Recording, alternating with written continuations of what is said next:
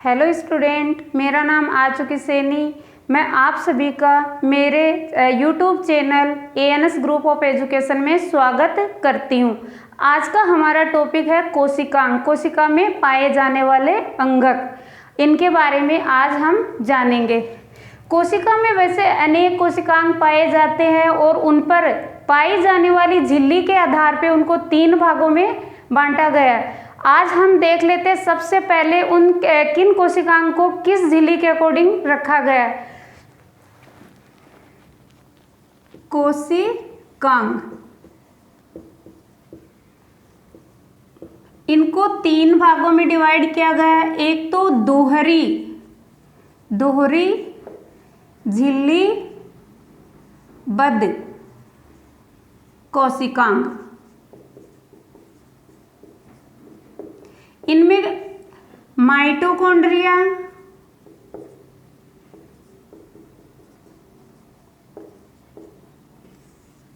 लवक एवं केंद्रक, ये तीनों अंगक दोहरी झिल्ली से बद्ध होते हैं।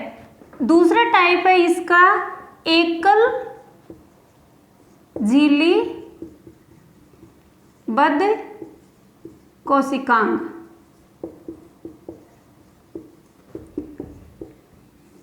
इसमें लाइसोसोम,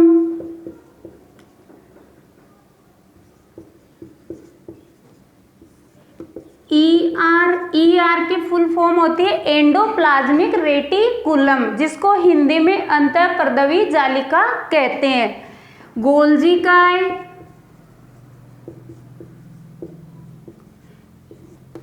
ग्लाइऑक्सिसोम,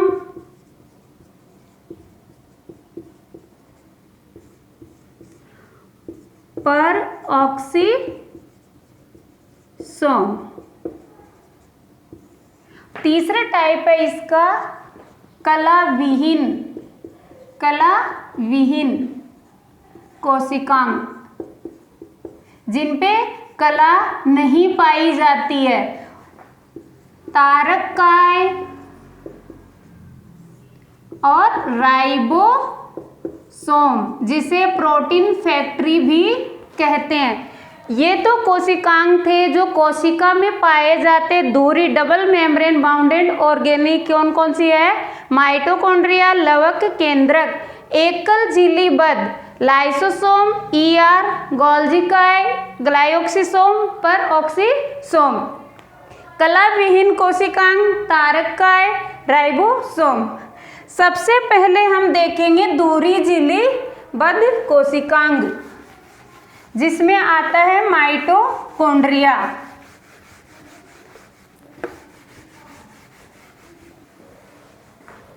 सबसे पहले माइटोकॉन्ड्रिया की खोज किसने की? कोलिकर नामक वैज्ञानिक ने 1890 में कीटों की रेखित पेशियों में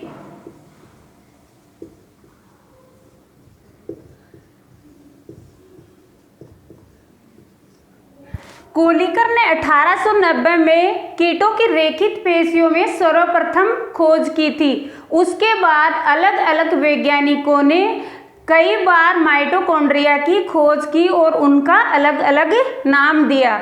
जैसे फ्लेमिंग ने फाइलिया कहा,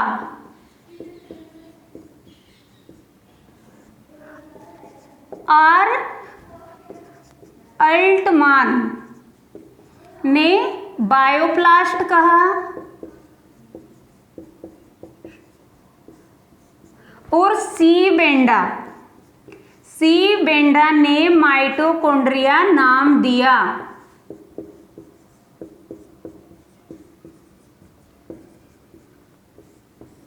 आज जो हम जानते हैं माइटोकॉन्ड्रिया के बारे में, सी बेंडा ने माइटोकॉन्ड्रिया नाम दिया। माइटोकॉन्ड्रिया को सूत्रकणिका भी कहते हैं। माइटोकॉन्ड्रिया को सूत्रकणिका भी कहा जाता है या सूत्रकणिका के नाम से जाना जाता है। ये तो हो गए डिफरेंट वैज्ञानिकों ने डिफरेंट नाम दिया माइटोकॉन्ड्रिया, यानी कि आर अल्टमान है, इन्होंने बायोप्लास्ट का, फ्लेमिंग ने फाइलिया का और सी वेंडा ने माइटोकॉन्ड्रिया नाम दिया। उसके बाद एफ मीविस नामक वैज्ञानिक ने 1904 में 1904 में सर्वप्रथम पादप कोशिका में देखा। सर्वप्रथम पादप कोशिका में देखा। स्टूडेंट ये तो थी माइटोकॉन्ड्रिया की हिस्ट्री। अब इसकी आकृति, आकार और संख्या के बारे में हम जानेंगे।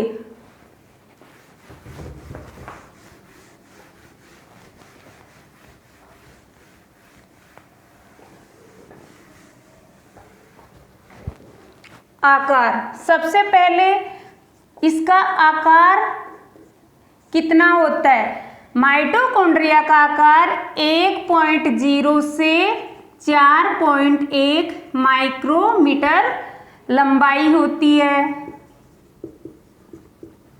माइटोकॉन्ड्रिया का व्यास 0.5 माइक्रोमीटर, 0.5 माइक्रोमीटर। इसके बाद आकृति, माइटोकॉन्ड्रिया की आकृति डिफरेंट कोशिकाओं में अलग अलग होती है। जैसे ये छड़ाकार,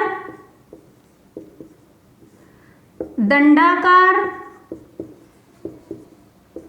या अंडाकार हो सकते हैं, अंडाकार हो सकते हैं। अब इनकी संख्या देख लेते हैं।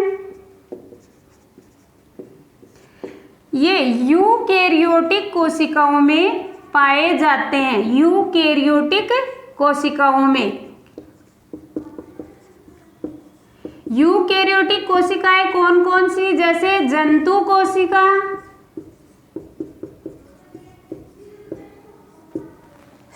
सॉरी अपन संख्या की बात कर रहे हैं, मैंने इनकी उपस्थिति बताई। संख्या में ये, इनकी संख्या प्रत्येक कोशिका में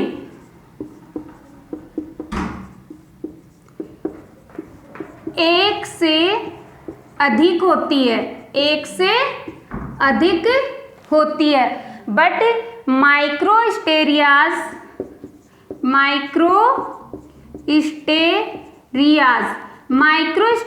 क्या होता है स्टूडेंट्स? ये एक प्रकार का शैवाल होता है। इनमें इसकी संख्या केवल 1 होती है, इसमें इनकी संख्या केवल 1 होती है। ये तो हो गई इनकी संख्या की बात। उपस्थिति यानी ये किस किस में पाया जाता है? माइटोकॉन्ड्रिया,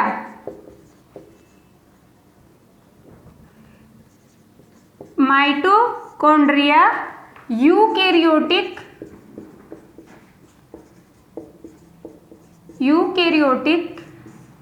कोशिकाओं,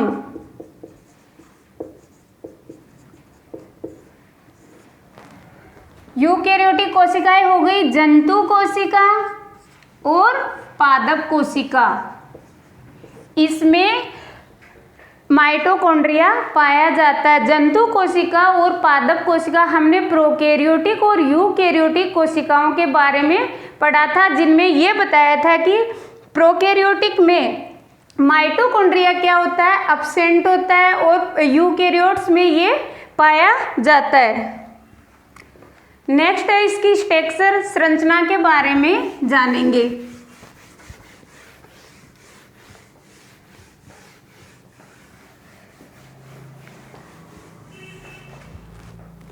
पहले इसका डायग्राम देख लेते हैं।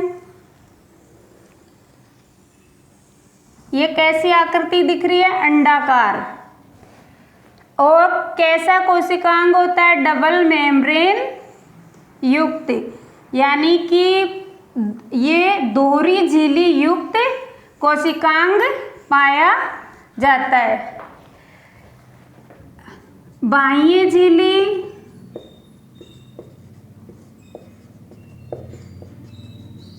और आंतरिक झिल्ली। आंतरिक झिल्ली और आंतरिक झिल्ली पर अंगुली जैसी संरचना पाई जाती है। इसको अंगुली जैसी स्ट्रक्चर को क्या कहेंगे? क्रिस्टी। और इस क्रिस्टी पे कणनुमा संरचना पाई जाती है जिन्हें कहेंगे F1 कण या ऑक्सीसोम। ऑक्सीसोम। इसके अंदर जो द्रव्य पाया जाता है उसको क्या कहेंगे? मैट्रिक्स। मैट्रिक्स। और स्टूडेंट्स इसमें जो डीएनए पाया जाता है वो कैसा होता है? वर्ताकार। वर्ताकार डीएनए। RNA ribosome. और राइबोसोम कैसे पाए जाते हैं? 70S प्रकार के। राइबोसोम 70S प्रकार के। आप सभी जानते हो कि माइटोकॉन्ड्रिया यूकेरियोटिक कोशिकाओं में पाया जाता है, बट इसमें जो राइबोसोम है वो 70S प्रकार का होता है, क्योंकि 70S प्रकार का राइबोसोम प्रोकैरियोटिक कोशिकाओं में पाया जाता है। एक ऑर्गन और है लवक। लवक और माइटोकॉन्ड्रिया में ये डिफरेंट करैक्टर होता है और इसी करैक्टर की दृष्टि से ये एग्जाम्स में पूछा जाता है, क्योंकि स्टूडेंट्स के माइंड में तो ये रहता है कि जैसे 70S राइबोसोम है वो किस में पाया जाता है? प्रोकैरियोट्स में पाया जाता है, बट यूकेरियोटिक सेल्स होती है माइटोकॉन्ड्रिया जिसमें क्या पाया जाता है? 80S। यूकेरियोट में 80S प्रकार के राइबोसोम पाए जाते हैं। ये माइटोकॉन्ड्रिया की स्ट्रक्चर है। इसमें आरएनए पाया जाता है, डीएनए और राइबोसोम पाए जाते हैं। अदर इसमें अदर ऑर्गन्स भी पाए जाते हैं। संरचना।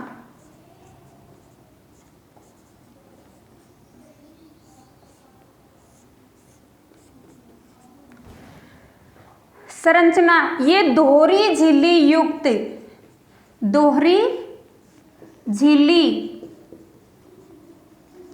युक्त कोशिकांग है। ये दोहरी झिल्ली युक्त कोशिकांग है और दोनों झिल्लियों के बीच की दूरी 6 से 8 nm।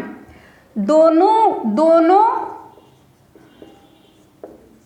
झिल्लियों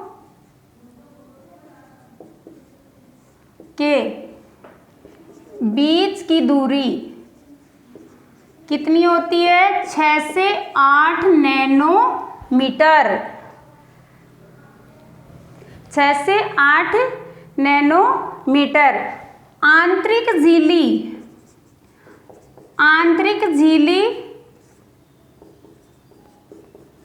कैसे स्ट्रक्चर बनाती है? क्रिस्टीनुमा। क्रिस्टीनुमा। और इस पर जो कण पाए जाते हैं, क्रिस्टी पर जो कण पाए जाते हैं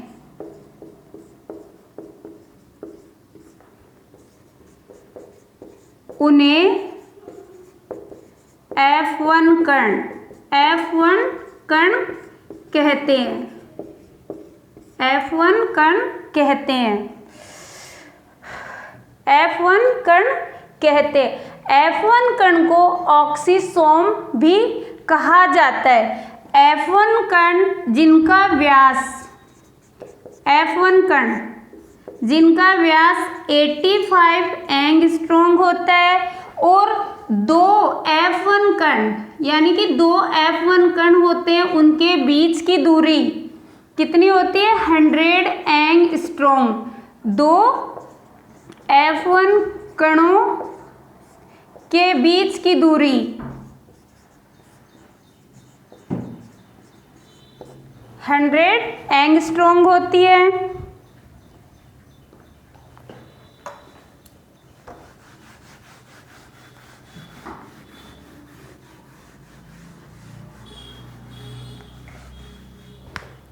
F1 कण प्रोटीन एवं फास्फोलिपिड से बने होते हैं। F1 कण में ATP सिंथेटेज एंजाइम पाया जाता है। ATP सिंथेटेज एंजाइम पाया जाता है। माइटोकॉन्ड्रिया द्रव्य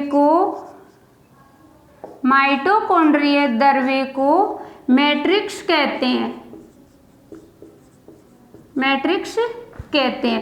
मैट्रिक्स में वर्ताकार DNA, RNA एवं राइबोसोम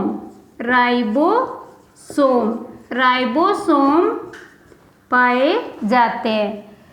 ये तो इसके मैट्रिक्स की बात हुई। अब इसका आगे माइटोकॉन्ड्रिया को पावर हाउस ऑफ सेल भी कहा जाता है। क्यों कहा जाता है? क्योंकि ये एनर्जी या ऊर्जा को ATP के रूप में संग्रहित करके रखता है, स्टोर करता है। और इस कोशिकांग को अर्ध स्वायत्त शासी या सेमी ऑटोनोमस कोशिकांग भी कहा जाता है, क्योंकि ये अपने ही जैसे दूसरा माइटोकॉन्ड्रिया उत्पन्न करने की कैपेसिटी रखता है। एक दूसरा कोशिकांग और है जैसे लवक, वो भी सेमी ऑटोनोमस होता है, क्योंकि वो भी अपने जैसा दूसरा कोशिकांग उत्पन्न करने की क्षमता रखता है। ये तो हो गया आज माइटोकॉन्ड्रिया के बारे में। इसमें सबसे इम्पोर्टेंट ये है कि माइटोकॉन्ड्रिया में एक तो 70S राइबोसोम पाए जाते हैं, क्योंकि 70S राइबोसोम प्रोकैरियोट कोशिका का कैरेक्टर होता है, जबकि माइटोकॉन्ड्रिया है वो यूकैरियोटिक सेल होती है। और दूसरा इसका कैरेक्टर है कि इसमें वर्ताकार DNA पाया जाता है, जो कि वर्ताकार DNA सिर्फ लवक और माइटोकॉन्ड्रिया में पाए जाते हैं। वर्ताकार DNA वो भी किसमें? प्रोकैरियोट कोशिकाओं में ही पाए जाते, यूकैरियोटिक कोशिकाओं में नहीं पाए जाते। बट माइटोकॉन्ड्रिया और लवक दोनों कोशिकांग ऐसे हैं जिसमें ये जो वर्ताकार DNA पाया जाता है। मेरा नेक्स्ट वीडियो होगा लवक पर। यदि मेरा वीडियो आपको अच्छा लगा तो सब्सक्राइब, लाइक एवं शेयर करें। थैंक्स।